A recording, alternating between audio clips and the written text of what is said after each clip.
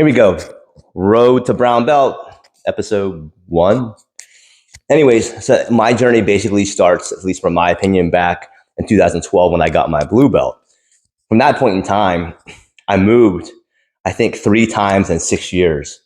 And so for me, going through like that blue belt stage, blue belt blues, as people want to call it, was really hard because every time I moved, I had to find a new group of training partners, new instructors, and trying to adjust to the whole environment and culture that was there. It was really challenging for me. And you get really comfortable with the people that you're around, the people you train with. And that shock multiple times was really hard for me. And I think it was part of the reason that I wasn't consistent and didn't develop the way I should have.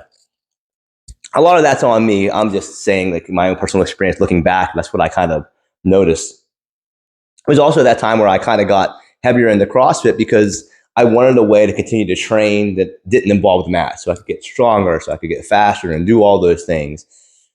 And then all that moving and shifting around from place to place made it easier for me to just kind of push it to the side and divest more of my time into CrossFit.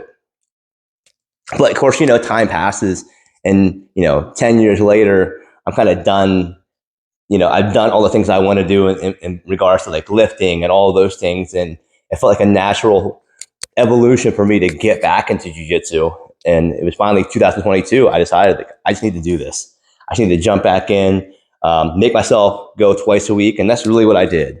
The nice part was, even though my jiu-jitsu was extremely rusty, it had been years and years since I had done things. I always felt like I was a second or two behind everything I wanted to do.